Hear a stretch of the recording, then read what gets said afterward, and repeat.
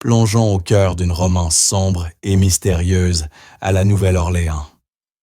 Merci de nous dire d'où vous nous suivez et de noter cette romance sur 10. Le matin s'étirait lentement sur Tremé. Les balcons en fer forgé transpiraient à la rosée et les notes mélancoliques d'un saxophone flottaient dans l'air comme des prières. Zora Baptiste ouvrait sa boutique de tissus et de talismans, les doigts effleurant les étoffes soyeuses comme on caresse une mémoire ancienne. Elle vivait seule dans une maison décrépite aux volets turquoise, héritée de sa grand-mère. Une prêtresse vaudou, respectée dont le nom résonnait encore dans les allées secrètes du bayou. Chaque matin, elle passait devant les musiciens de Congo Square, saluait les vieilles dames qui vendaient des beignets et des potions, et entrait dans son sanctuaire de couleurs vives et de symboles protecteurs. Zora n'avait pas grand-chose, mais elle possédait l'art de faire parler les fils et les plantes. Elle cousait des robes de cérémonie qui murmuraient des histoires, préparait des gris-gris pour les âmes perdues, et murmurait des prières en créole ancien, des incantations qui tissaient un lien indéfectible avec l'invisible. Ce jour-là, alors que le ciel était lourd de brume et que le fleuve semblait retenir son souffle, un homme entra. Il était grand, noir comme la nuit sans lune, vêtu d'un manteau long au reflet de velours sombre.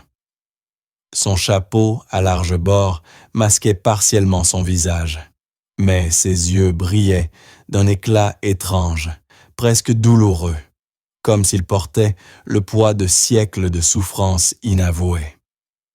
Il portait des gants en cuir fin, malgré la chaleur moite de la ville, une singularité qui piqua Zora dès l'instant où il franchit le seuil. Une carapace, pensa-t-elle, pour se protéger du monde ou du mal qu'il porte en lui. Zora le regarda sans parler. Une sensation inconnue l'étreignait, une curiosité teintée d'une pointe d'appréhension, mais aussi une attirance irrépressible, comme si son âme reconnaissait un écho lointain de la sienne. Son cœur commença à battre un rythme irrégulier. Il s'approcha du comptoir, observa les talismans avec une intensité qui semblait sonder leur âme, puis désigna un petit sachet brodé de fils dorés. « C'est une protection contre quoi » demanda-t-il, sa voix grave comme un tambour de cérémonie, mais traversée d'une légère cassure, d'une mélancolie insondable. Une voix qui portait le chagrin de 1000 vies. En réalité, le chagrin d'un homme dont la grand-mère avait défié les esprits du bayou. Il ne cherchait pas un simple gris-gris. Il cherchait une vérité, une essence capable de lui apporter la sérénité pour apaiser ses tourments. « Contre ce que vous ne voulez pas nommer, » répondit Zora sans ciller, son propre cœur battant un peu plus vite sous l'effet de cette confrontation inattendue. Qui est cet homme? Pensa-t-elle, sentant un frisson courir le long de sa colonne vertébrale. Il ne cherche pas un simple talisman. Il cherche une échappatoire à quelque chose d'indicible. Ses yeux, ils portent une tristesse immense, un puits sans fond de désespoir. Il sourit, un sourire lent, presque un spasme, qui ne parvint pas tout à fait à atteindre ses yeux, mais révéla une profonde lassitude, une résignation. Alors, je le prends. Il paya en liquide, des billets usés, marqués par le temps, puis s'en alla sans un mot de plus. La clochette de la porte résonna, laissant derrière elle un parfum subtil de musc et de mystère. Zora resta un instant immobile, le regard fixé sur la porte vide. Mon âme est tourmentée. Son silence en dit plus long que n'importe quelle parole. Il y a un abîme en lui que j'ai la folle envie de sonder. Cet homme revint le lendemain. Et le surlendemain. Toujours à la tombée du jour, comme une ombre fidèle. Toujours silencieux.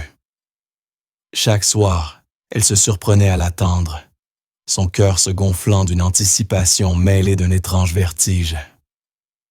Chaque soir, il s'arrêtait devant une étagère différente, effleurait un objet et son regard, lourd de quelque chose d'inexprimé, se posait sur Zora, un instant avant de s'en aller. Pourquoi vient-il? Que cherche-t-il vraiment? Et pourquoi mon cœur s'emballe-t-il chaque fois que la clochette annonce sa venue? Zora l'appelait l'homme aux gants de cuir dans ses pensées. Elle sentait son cœur s'animer d'une étrange chaleur et d'une curiosité presque obsédante à chaque fois qu'elle l'apercevait au coin de la rue. Il s'appelait Malik Doufal, un nom qui roulait comme un vieux rhum sur la langue, rempli d'une résonance profonde et mélancolique. On disait qu'il possédait des maisons dans le Garden District, un yacht sur le fleuve, et qu'il avait fait fortune dans l'import-export. D'autres murmuraient qu'il était lié aux anciennes sociétés secrètes créoles, au Loa, à des serments qui emprisonnaient l'âme plutôt que le corps. Zora sentait que ces rumeurs n'étaient pas de simples contes. Elle le voyait dans la gravité de ses gestes, dans la façon dont ses yeux semblaient scruter des horizons invisibles. Son tourment était palpable, une brume épaisse autour de son être, comme une marque invisible que seuls les cœurs sensibles pouvaient percevoir. Il est désespéré, et sa fortune n'est qu'une cage dorée. Mais elle veut le libérer, elle le veut de toute son âme. Un soir, elle osa briser le silence qui était devenu leur étrange langage. Vous venez chercher quoi exactement?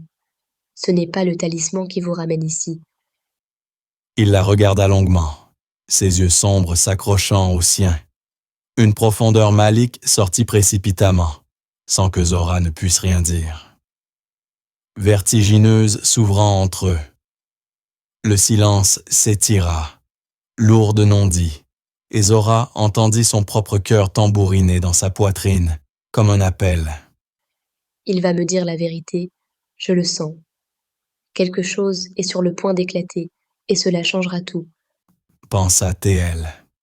Je viens chercher ce que je n'ai jamais eu. Quelque chose de vrai.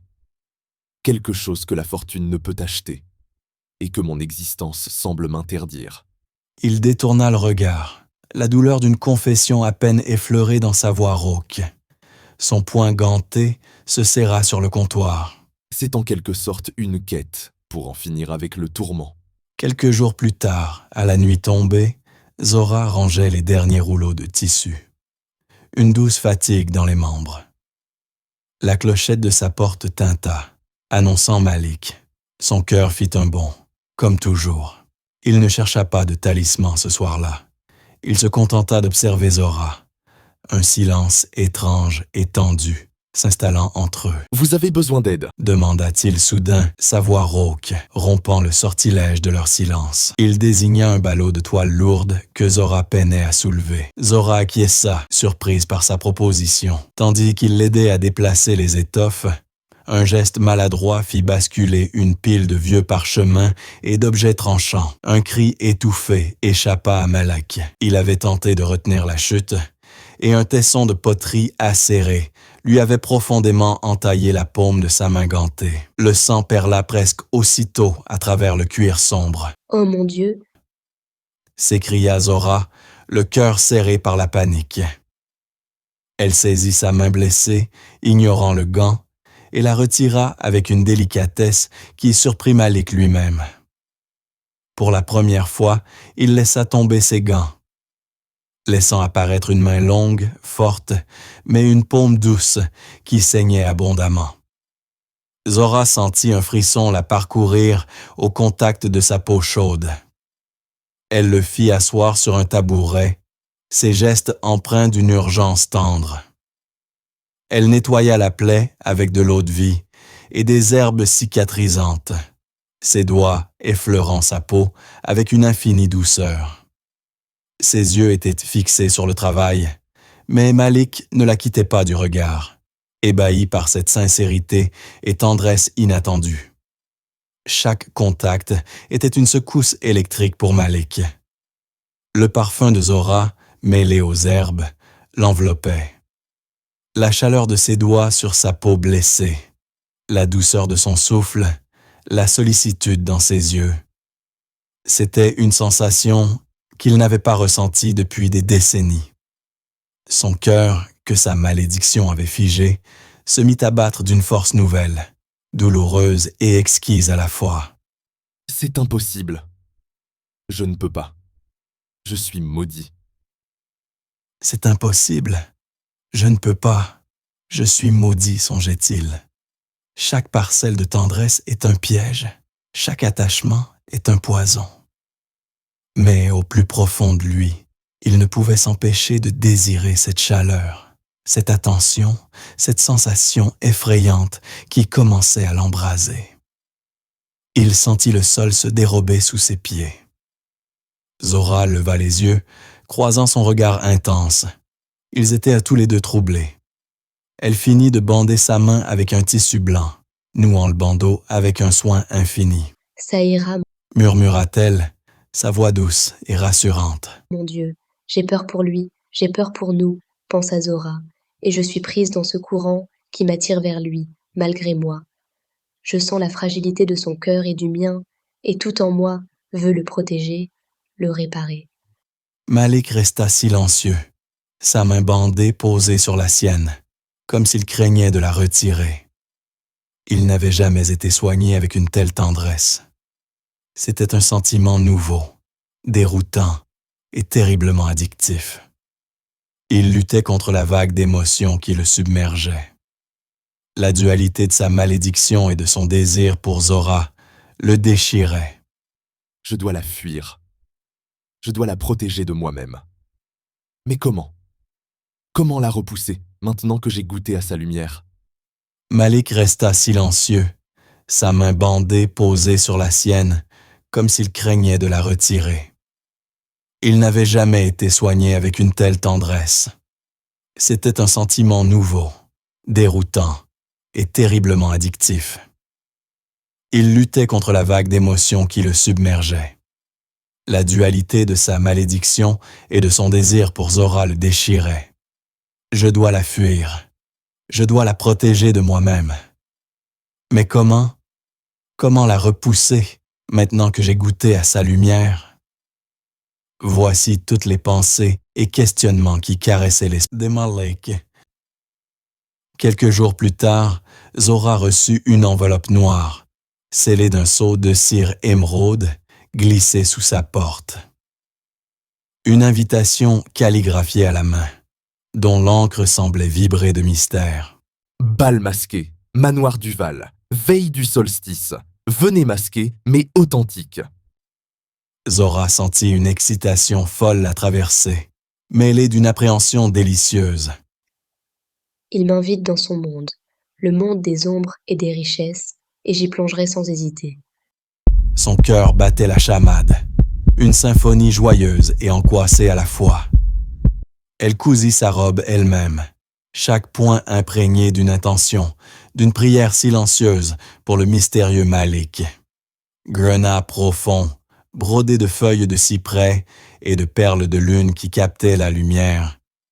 Elle portait en elle la puissance discrète du bayou et le mystère de ses traditions. Son masque était fait de dentelles fines et de plumes de corbeau, dissimulant son visage, mais pas l'éclat de ses yeux, ni la ferveur qui les habitait. Le manoir semblait flotter dans la brume, une vision sortie d'un rêve ancien, baignée d'une lumière douce et fantomatique. Des lampes à gaz éclairaient les couloirs, dessinant des ombres dansantes et suggestives. Des silhouettes virevoltaient au son d'un jazz envoûtant, lourd de mélancolie et de passion, invitant à l'abandon. Des parfums de musc, de jasmin et de vieux cuir flottèrent en l'air, enivrant les sens, promettant des plaisirs interdits.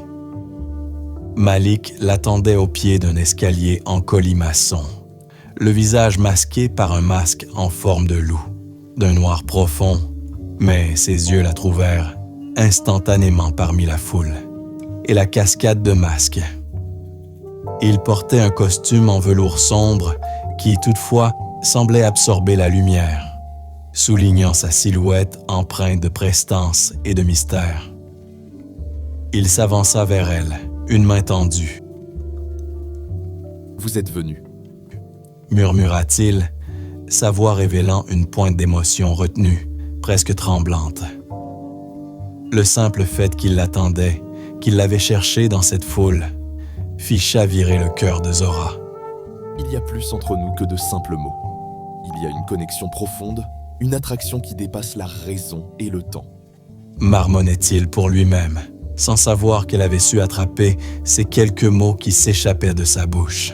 « Je suis toujours là où le mystère m'appelle. » répondit-elle, sa voix à peine un souffle, le cœur battant la chamade. Ils dansèrent, lentement. Leurs corps se touchaient à peine, mais une tension palpable les unissait. Un fil invisible tissé de non-dits et de désirs interdits. Un frisson courant le long de leurs bras qui se frôlaient. Le monde semblait s'être arrêté, les autres convives s'effaçant pour ne laisser que la bulle de leur connexion, vibrante et fragile. Zora sentit la chaleur de la main de Malik à travers son gant. Un contact léger mais puissant qui faisait vibrer chaque fibre de son être. Un murmure de saxophone enveloppait leurs mouvements et leurs regards s'entremêlaient de derrière leurs masques, échangeant des promesses muettes. C'est si étrange, si familière à la fois. Pensa-t-elle, comme si je l'avais toujours connue. Ces ombres ne me font pas peur, elles m'attirent. Elles m'appellent à les comprendre, à les apprivoiser. Malik, lui, se débattait.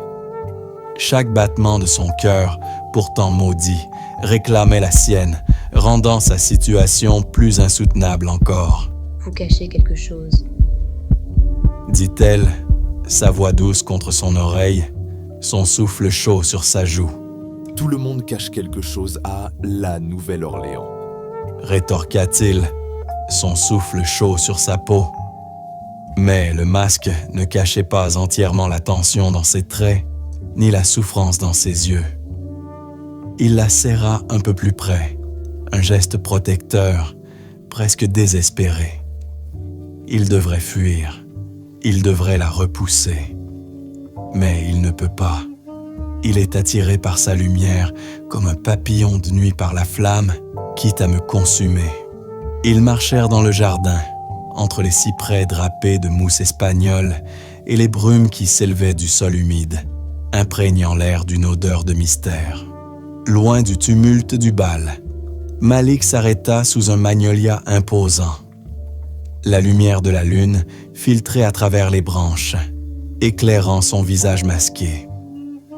Il retira son masque de loup d'un geste lent et lourd, révélant des traits marqués par une souffrance muette, une beauté sombre et éphémère.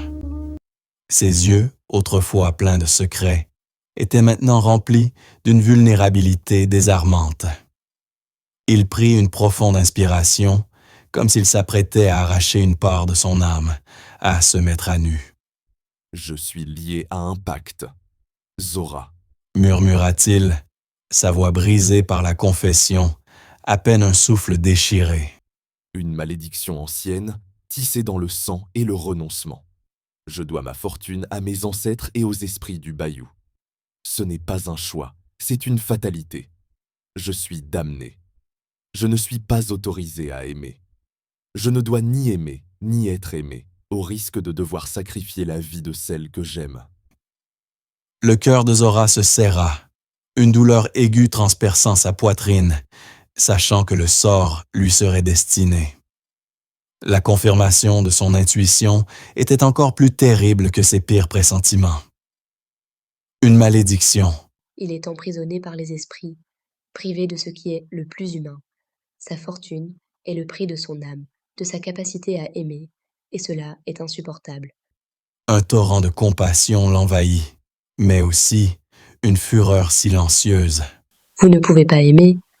demanda-t-elle, sa voix pleine d'une compassion déchirante. À peine un chuchotement, le souffle coupé par l'ampleur de sa peine. La pensée qu'il soit privé d'un sentiment si essentiel la déchirait au plus profond. Pas sans risquer de tout perdre.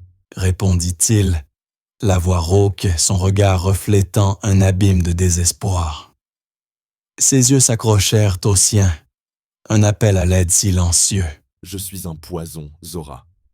Tout ce que j'approche, j'y laisse ma marque de mort. Je ne peux t'offrir que des ténèbres, un destin maudit. Mais même en prononçant ces mots, il ne pouvait s'empêcher de la désirer.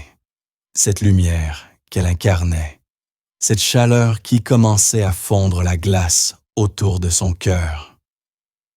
Le désarroi de son âme était palpable, une lutte intérieure entre le désir brûlant et la résignation glaciale.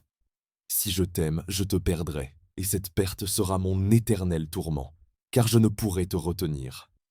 Elle posa sa main sur son cœur au travers de la chemise de soie. Elle sentit un battement fort, régulier, mais teinté d'une mélancolie profonde. Un cœur qui battait pour elle, mais qui était encore prisonnier. Sa paume transmettait une chaleur douce. Vous ne pouvez pas aimer, alors aimez, et perdez. Mais perdez pour quelque chose qui vaut plus que l'or. Laissez la vie vous prendre, Malik, pour mieux renaître. Son regard était intense, sans peur, rempli d'une résolution qui surprit Malik lui-même. Elle est folle, Pensa-t-il, mais sa folie, elle est ma seule chance de salut. Et son contact, il apaise la brûlure de mon âme. mais sa folie, elle est ma seule chance de salut. Et son contact, il apaise la brûlure de mon âme. Il sentit une larme perler au coin de son œil, une larme qu'il n'avait pas versée depuis des décennies, le témoin silencieux d'un cœur qui se réveillait à la douleur et à l'espoir. Le lendemain du bal, Zora ne retourna pas tout de suite à sa boutique. Elle erra dans les rues de Trémé, le cœur battant à tout rompre, les pensées embrouillées, mais d'une clarté lumineuse. Les mots de Malik résonnaient en elle, non pas comme un chant ancien, mais comme le glas d'une tragédie personnelle, à laquelle elle refusait de se soumettre. Une malédiction ancienne, tissée dans le sang et le renoncement. Il est prisonnier d'un destin qu'il n'a pas choisi. Il porte ce poids seul, et mon cœur ne peut l'accepter. Je ne peux pas le laisser souffrir ainsi, pas maintenant que j'ai senti la profondeur de son âme. Mon amour pour lui est déjà si grand. Si absolu. Son propre désarroi était teinté d'une détermination farouche, d'une conviction inébranlable. Mon cœur bat pour lui. Il n'y aura jamais d'autre homme. C'est lui, et c'est pour l'éternité. Son chemin la mena instinctivement en marge de la ville, là où la civilisation s'estompe et où le bayou commence à murmurer ses secrets. Elle se rendit chez Mère Odette, une vieille prêtresse du bayou, recluse dans une cabane entourée de fougères exubérantes et de lanternes de papier qui dansaient doucement sous la brise. L'air y était plus dense, imprégné d'odeurs de terre, de plantes médicinales et de la fumée douce d'encens oublié. Le porche était jonché de coquillages et de plumes, un seuil entre deux mondes, entre le visible et l'invisible. Mère Odette, le visage buriné par les années et les secrets, l'accueillit sans surprise, comme si elle l'attendait depuis toujours. Ses yeux, d'un bleu laiteux, semblaient voir au-delà des apparences, sondant l'âme de Zora. « Tu as vu l'homme aux gants de cuir ?» dit-elle en versant du thé de gingembre et de sauge dans 2 tasses ébréchées. Sa voix était un murmure grave, comme le bruissement des roseaux dans le vent. Zora n'eut même pas besoin de demander. « Il est prisonnier d'une malédiction. » murmura Zora, le poids de cette révélation écrasant toujours son âme. Une malédiction qui l'empêche d'aimer, qui le prive de la seule chose qui vaille la peine d'être vécue. Mère Odette hocha la tête lentement, ses perles de bois tintant doucement autour de son cou. « Les pactes du bayou ne sont pas des légendes, mon enfant. Ils sont vivants, nourris par le sang et le renoncement ou des sacrifices. Le cœur de Malik appartient au Loa en contrepartie de sa fortune. Les esprits du vaudou, appelés les loas, ne donnent rien sans contrepartie. L'amour qu'ils pourraient ressentir est ce qu'ils réclament, Zora. Chaque étincelle d'affection, chaque lien véritable, se consume au profit de leur pouvoir. C'est sa malédiction, la solitude éternelle, pour prix de sa richesse. Pour Malik, aimer, c'est se damner, et damner l'objet de son amour. Son tourment est leur nourriture. Pensa Zora, une vague de détermination la submergeant, balayant toute peur. Comment briser cette malédiction? L'espoir tremblait dans sa voix, fragile mais ardent, comme la flamme d'une bougie dans le vent. Mère Odette la regarda longuement, un sourire énigmatique éclairant son visage. Il faut un rituel, ancien, puissant et sincère, mais aussi renoncer à l'objet de notre pacte, donc sa fortune. Et aussi, il faut un sacrifice d'amour. Un véritable amour qui n'a pas peur de la perte de l'âme de la vie, qui n'a pas peur de se consumer pour éclairer l'ombre. Un amour libère, quel qu'en soit le prix, un amour absolu. Zora sentit une chaleur monter en elle, une certitude inébranlable qui balaya toute peur. Son cœur bat pour lui. Elle est prête à tout. Elle est prête à risquer de tout perdre pour lui offrir ce qu'il n'a jamais eu.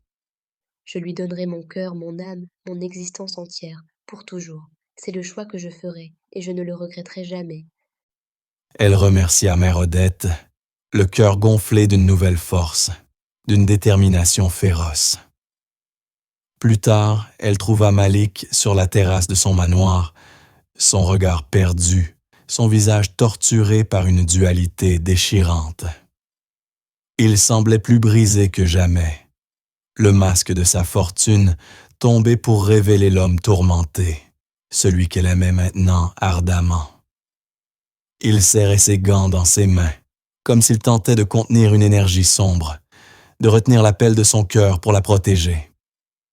Elle s'approcha doucement.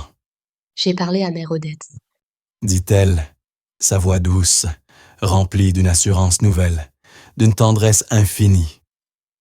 Il se retourna brusquement, surpris, les yeux emplis d'une méfiance que son désespoir peinait à cacher. Il la dévisagea, et Zora vit le conflit se peindre sur son visage. L'espoir, la peur, le doute, et cette éternelle tristesse qui la rongeait. « Mère Odette, comment? Pourquoi ?» balbutia-t-il, sa voix rauque de surprise et d'angoisse. Il restait figé, comme pour la protéger de sa propre malédiction, comme s'il était radioactif. « Je ne peux pas l'entraîner dans cet enfer. Je ne peux pas la laisser se sacrifier. » C'est ma Mambo, une de mes maîtresses spirituelles, Malik.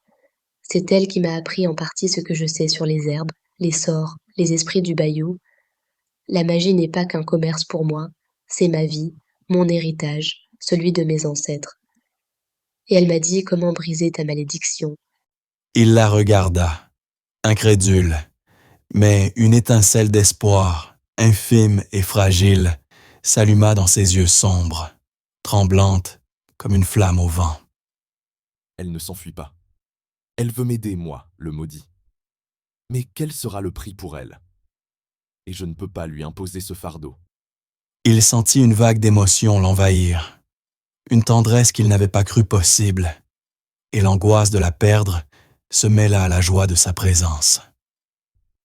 Le choix est là, devant moi. La liberté, ou sa sécurité. Ma survie, ou son bonheur. Est-ce que les deux sont possibles sans la détruire? Et quel est le prix? Murmura-t-il, craignant la réponse plus que la mort elle-même, craignant de l'entraîner dans sa chute, de provoquer sa fin.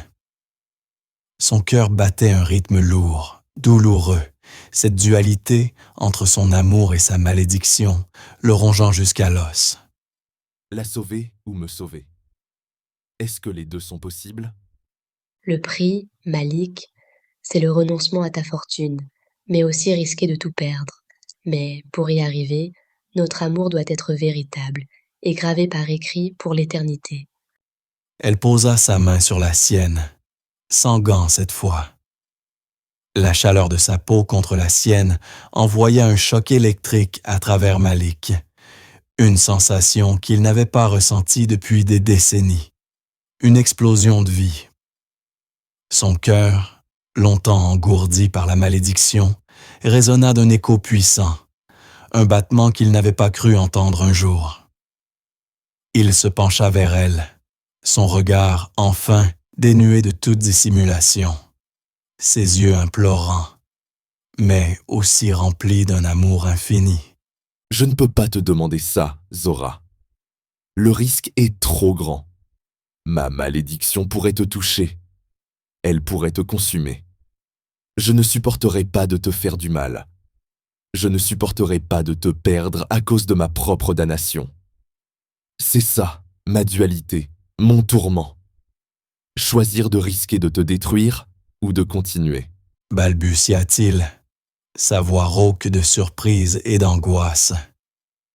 Il restait figé, comme pour la protéger de sa propre malédiction, comme s'il était radioactif. « Je ne peux pas l'entraîner dans cet enfer. Je ne peux pas la laisser se sacrifier. Je n'ai jamais eu de choix. Mais je choisis de ne pas te faire de mal. » Tu ne me demandes rien, c'est moi qui t'offre. Je n'ai pas peur de tes ombres, Malik. Elles n'atteindront pas ma lumière, car ma lumière est un héritage ancestral, renforcé par mon amour pour toi, et l'amour surpasse souvent les malédictions. Son cœur battait avec force, une promesse silencieuse, une conviction inébranlable. Elle glissa son autre main le long de sa joue, un geste d'une tendresse infinie qui détruisit les années de solitude de Malik, qui brisa les murs de son cœur. Il la regarda, les yeux brouillés, son âme se fondant dans la sienne. Dans cet instant, il sut que son destin était scellé, non par une malédiction, mais par un amour d'une pureté qu'il n'avait jamais imaginée. Il ferma les yeux, se laissant envahir par le vertige de cette nouvelle réalité, par l'espoir infini qu'elle lui offrait. La veille du Mardi Gras, Zora et Malik se retrouvèrent au bord du bayou Saint John. La brume était épaisse, les cyprès semblaient murmurer des secrets anciens, et les lucioles dansaient comme des âmes en suspens, prêtes à témoigner de cet acte d'amour sincère. Malik portait une chemise blanche, simple, sans ses gants ni son chapeau. Il avait l'air vulnérable, humain. Les traits de son visage, autrefois masqués par le mystère et la richesse, révélaient maintenant une angoisse sincère, mais aussi une confiance totale en Zora, mélangeant le désespoir de sa condition passée et la lueur d'espoir pour l'avenir. « Tu es bien sûr de vouloir faire ça ?» demanda-t-il, sa voix tremblante, les yeux suppliants. « Zora, et si je te perds? Et si les Loa, ces féroces esprits du bayou, réclament ton sacrifice au lieu du mien? Je ne pourrai pas vivre avec ça. Je te confie mon âme, mon existence, Zora, et la tienne. » Cette dualité le rongeait encore, la peur de l'inconnu, le poids de la malédiction versus la promesse de l'amour. Mais cette fois, il était prêt à tout lui confier. « Je suis sûr de toi, et je suis sûr de nous. » Son regard ancré dans le sien, rempli d'espoir et d'amour. Son cœur battait la mesure d'une promesse silencieuse, celle de lui donner l'éternité. « Je sens que c'est mon destin, notre destin. Et je n'ai jamais été aussi certaine de quelque chose. Pour toi, Malik, je donnerai tout. » Elle prit son visage entre ses mains, ses pouces caressant doucement ses joues, transmettant toute la force de son amour. Zora traça un cercle avec de la poudre de coquillage, planta des bougies aux 4 points cardinaux et disposa des feuilles de cyprès, des graines de flamboyant et un talisman cousu de ses mains imprégnées de leur sang. Au centre, elle plaça 2 cœurs sculptés dans le bois de cyprès, l'un pour elle, l'autre pour lui, liés par un fil de soie rouge. Elle chanta. en créole ancien, en langue des ancêtres. Une mélodie douce et puissante qui appelait les forces spirituelles du bayou. Les eaux du bayou frémirent. Les Loas apparurent, brumeux, anciens, affamés.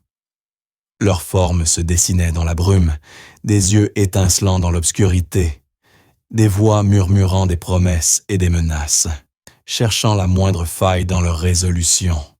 Malik sentit une pression glaciale sur sa poitrine, une force qui tentait de le repousser, de l'enchaîner à sa misère passée.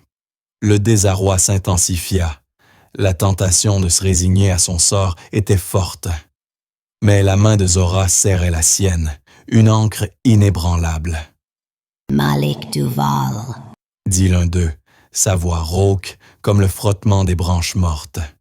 « tu viens rompre ta malédiction. » Oui. Je viens offrir mon nom, ma fortune, mon passé. Tout ce que j'ai obtenu par vous, je le rends. Je renonce à la sécurité de votre puissance et à l'isolement de ma malédiction. Je choisis l'amour. Son cœur battait la chamade, mais il ne scia pas. Une détermination farouche dans les yeux, ancrée par la main de Zora qui serrait la sienne. C'était son choix, son sacrifice. Il était enfin libre de le faire. « Et toi, Zora Baptiste, que viens-tu offrir ?» demanda un autre esprit, sa voix sifflante, perçante, essayant de l'intimider. Zora regarda Malik, un amour infini dans ses yeux. Elle prit le cœur de cyprès rouge qu'elle avait sculpté pour elle et le tint haut. Je viens offrir mon amour, non pas comme une monnaie à racheter, ni un simple échange, mais comme un don éternel, irrévocable. Mon cœur, mon âme, ma vie, pour un seul homme, pour l'éternité. Je te donne mon cœur, Malik, entièrement et pour toujours. Mon existence tout entière est désormais liée à la tienne. Elle posa le cœur de bois sur l'autel, brisant d'un geste délibéré le fil de soie qui les unissait, symbolisant que son don était sans condition, sans espoir de retour, un sacrifice pur. Les esprits se turent. Le vent se leva, faisant frissonner les feuilles à des cyprès. Les bougies vacillèrent, menaçant de s'éteindre. Zora sentit le souffle froid des Loas sur sa peau, mais elle ne recula pas. Elle prit la main de Malik, et leur étreinte se fit plus forte, leur cœur s'unissant dans un battement puissant. Malik sentit la présence des Loas s'éloigner, la pression glaciale se dissiper, remplacée par la chaleur douce et immense de la main de Zora. La malédiction était rompue, dissoute par la puissance de l'amour et de l'héritage ancestral de Zora. Le soleil se leva sur Trémé, éclatant au-dessus du bayou, balayant les dernières brumes. Les tambours du Mardi Gras résonnaient au loin. Un chant de victoire. Zora et Malik marchaient côte à côte, les doigts entrelacés, leurs pas légers. Ils n'étaient plus prisonniers. Elle n'était plus seule, son cœur battant désormais d'un amour total et libéré, en parfaite harmonie avec celui de Malik, enfin délivré, enfin léger. Il se sentait léger, comme jamais auparavant, une paix profonde l'envahissant, une tendresse infinie pour la femme qui lui avait donné sa liberté, son éternité. « Tu sens ça ?» murmura Zora, un sourire sur les lèvres, le visage rayonnant d'une joie pure. Le silence après les esprits. C'est comme si le monde nous regardait et nous bénissait. Malik se pencha vers elle, son front contre le sien, ses yeux reflétant une gratitude infinie, des larmes silencieuses au coin des yeux. Je n'ai jamais aimé quelqu'un comme je t'aime. Tu es mon salut, mon éternité. Tu n'as plus à avoir peur. Tu es libre. Et moi, je serai toujours là. Il l'embrassa, lentement, comme on embrasse une vérité qui se grave dans l'âme. Leurs lèvres se cherchèrent, se trouvèrent, se promirent. Un baiser qui scellait leur destin, empreint d'une tendresse profonde et d'un soulagement mutuel. le goût du sel de ses larmes mêlé à la douceur de ses lèvres. Quelques semaines plus tard, dans le quartier Marigny, Zora et Malik ouvrirent leur maison de création. Une bâtisse aux volets à grenades, aux murs tapissés de tissus et de partitions, un refuge pour les âmes libres et les cœurs battants. Zora cousait des robes imprégnées de symboles anciens, chaque fil étant une prière, une célébration de leur nouvelle vie. Malik composait des musiques qui mêlaient jazz, chants vaudous et murmures du fleuve, des mélodies qui racontaient leur histoire, leur voyage de l'ombre à la lumière. Leur amour était partout, dans les gestes, dans les regards, dans les silences. Un soir, ils s'asseyaient sur le porche, un verre de rhum à la main, regardant les lucioles danser dans le jardin. Malik serra Zora un peu plus fort, un simple geste qui disait toute l'immensité de son affection, le chemin parcouru et la promesse tenue de son cœur enfin libre. Ils savent que notre amour est vrai, Murmura Zora, un sourire serein sur les lèvres. Malik posa sa main sur la sienne, leurs doigts s'entrelaçant parfaitement.